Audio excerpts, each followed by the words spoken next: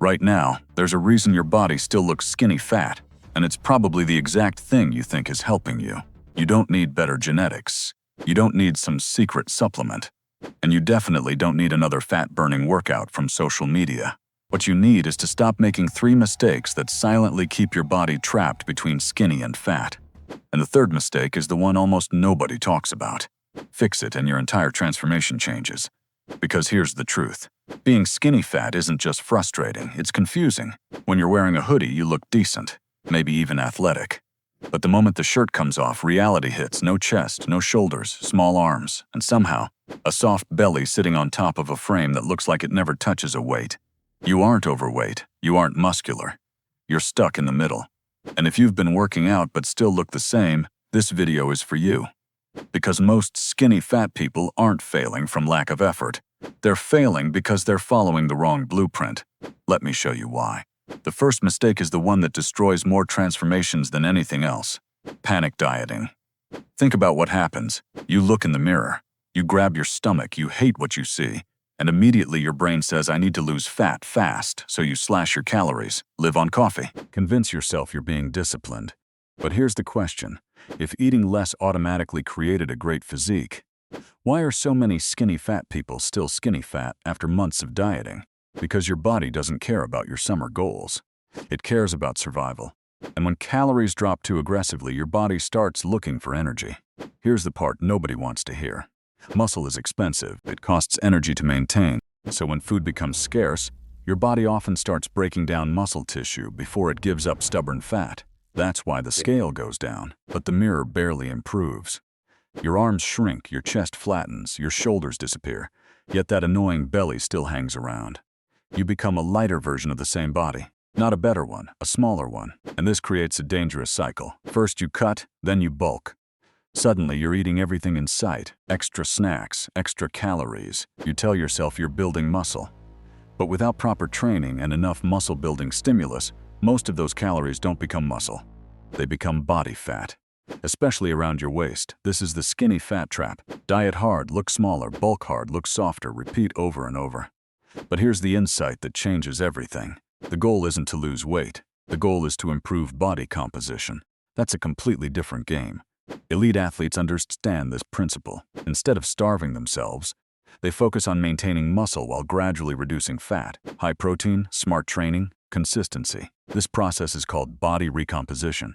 And for most skinny fat beginners, it's the fastest path to looking athletic. Now here's where things get interesting. Even if you fix your nutrition, you can still stay skinny fat, because mistake number 2 is hiding inside your workouts, and chances are you're doing it right now. Endless cardio, or random workouts. Let me explain. Have you ever finished a workout completely exhausted, sweating everywhere, barely able to breathe, and then looked exactly the same weeks later? That's because exhaustion and transformation are not the same thing. Your body doesn't reward effort, it rewards adaptation. That's a huge difference.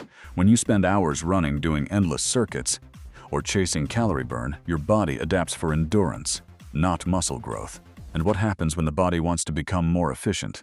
It often gets lighter, smaller, less muscular. Exactly the opposite of what a skinny fat physique needs. Here's a question. Why do gymnasts have incredible physiques while many people doing endless cardio don't? The answer is coming in a second. Because this is where most people miss the entire point of training. Muscle grows when it faces a challenge it can't comfortably handle. Not when you do more. When you do harder, that's called progressive overload. And it's one of the most important principles in body transformation. If 20 push-ups are easy, 50 isn't necessarily the answer. A harder variation is. Decline push-ups, archer push-ups, weighted push-ups, pull-ups, dips, movements that force adaptation, movements that force growth. This is the difference between beginners who stay stuck and athletes who transform. One trains for fatigue, the other trains for progression. And now let's close the biggest curiosity loop in this video. The third mistake, the invisible one.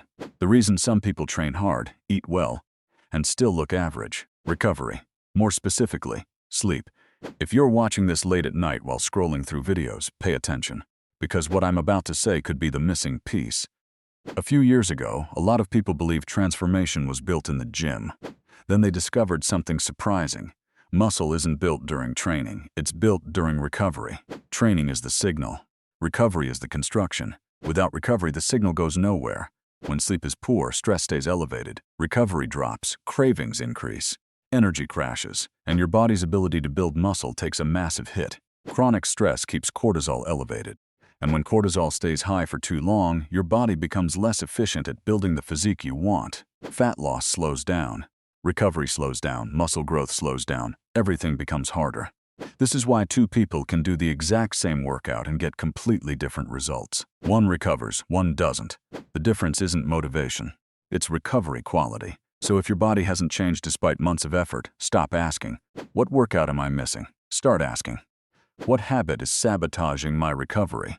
Because that's often where the breakthrough happens.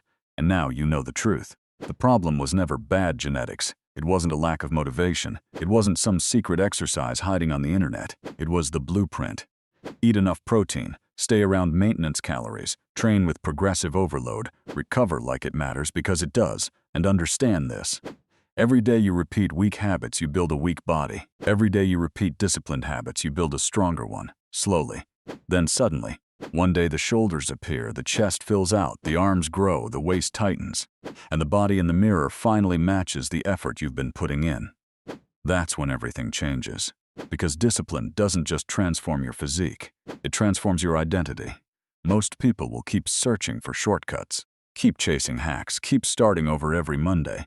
But if you're serious about becoming stronger, leaner, and more capable than you've ever been, stop chasing quick results, start building permanent habits. Because the body you want is already waiting on the other side of consistency.